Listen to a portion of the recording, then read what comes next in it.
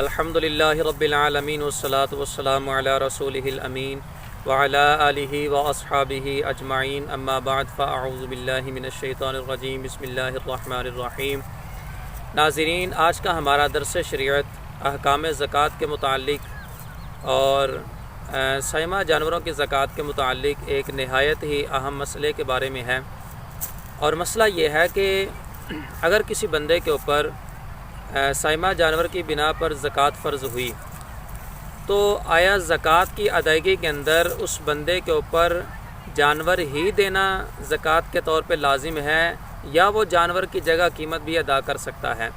کیونکہ عموماً ایسا ہوتا ہے یا ایسا ممکن ہے کہ ایک بندے نے بڑے شوق کے ساتھ جانور پالے ہوئے ہیں اور وہ سائمہ جانور ہیں، تو اس کا ارادہ یہ ہے کہ میں جانور جو ہے شوق سے پالے ہوئے ہیں یہ میں زکوٰۃ کے اندر نہ دوں، بلکہ ان کی جگہ میں قیمت دے دوں اور یہ جانور اپنے پاس ہی رکھ لوں۔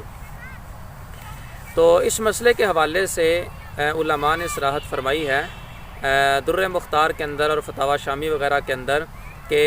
اگر کسی بندے کے اوپر جانوروں کی زکوٰۃ فرض ہو گئی تو اس کے لیے اس بات کی وسعت موجود ہے، اس کو اس بات کا اختیار ہے کہ وہ جانوروں کی زکوٰۃ کے اندر جانور نہ دے، بلکہ وہ جانوروں کے اندر زکوٰۃ کے اندر ان کی جگہ ان کی قیمت بھی ادا کر سکتا ہے۔ مثال کے طور پر ایک بندہ ہے، اس نے 40 بکریاں رکھی ہوئی ہیں، تو 40 بکریوں کے اوپر ایک بکری بطور زکوٰۃ کے دینا لازم ہے جب سال مکمل ہو جائے گا۔ تو اب اس کا ارادہ یہ ہے کہ میں بکری نہ دوں بلکہ اس کی قیمت دے دوں۔ جب اس کی قیمت کا ریٹ لگوایا تو وہ بالفرض 50,000 کی ایک بکری ہے، تو وہ 50,000 کی بکری اپنے پاس رکھ لے اور اپنے پاس سے 50,000 روپیہ کسی فقیر کو اور جو مصارف زکوٰۃ ہیں ان کو دے سکتا ہے۔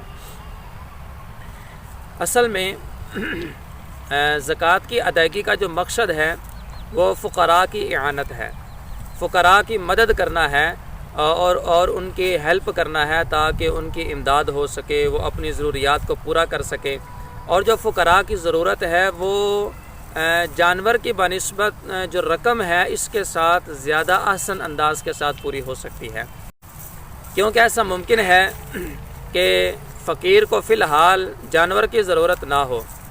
اور اس کے پاس ایسی سہولت بھی نہ ہو کہ وہ جانور کو اپنے پاس کسی قریبی جگہ پہ سیل کر کے اپنی ضرورت کو پورا کر سکے۔ تو ایسی صورت کے اندر جب اس فقیر کو رقم دی جائے گی تو وہ رقم کے ذریعے سے احسن انداز کے ساتھ اپنی ضرورت کو پورا کر سکتا ہے، لہٰذا اس میں فقیر کی سہولت بھی ہے اور جو اصل مقصود شریعت ہے وہ بھی اس کے اندر حاصل ہو جاتا ہے، اور جو اللہ تعالیٰ کی طرف سے ایک ثواب کا وعدہ ہے وہ بھی اللہ تعالیٰ اس کو عطا فرمائے گا۔ چنانچہ فتاوی شامی کے اندر اس مسئلے کی صراحت کرتے ہوئے ارشاد فرمایا، لِأَنَّ الْمَقْصُودَ إِغْنَاءُ الْفَقِيرِ وَبِهِ تَحْصُلُ الْقُرْبَةُ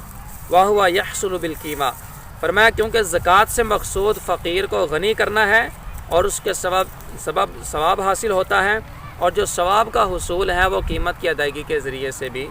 ممکن ہے۔ فقیر کو جو غنی کرنے کا معاملہ ہے وہ قیمت کے ذریعے سے بھی ممکن ہے، لہٰذا علماء کی اس صراحت کے مطابق اگر کوئی مالک نصاب بندہ جس نے سائمہ جانور رکھے ہوئے ہیں وہ اپنی زکوٰۃ کے اندر جانور نہیں دیتا بلکہ اس کی جگہ اپنی سہولت کے لیے یا اپنے شوق کی وجہ سے کسی فقیر کو قیمت دے دیتا ہے، تو ایسی صورت کے اندر اس کی جو زکوٰۃ ہے وہ ادا ہو جائے گی۔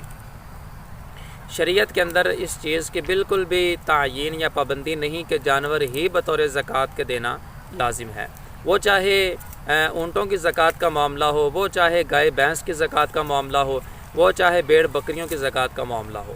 اللہ تعالی ہم سب کو شریعت مطہرہ کے احکامات کو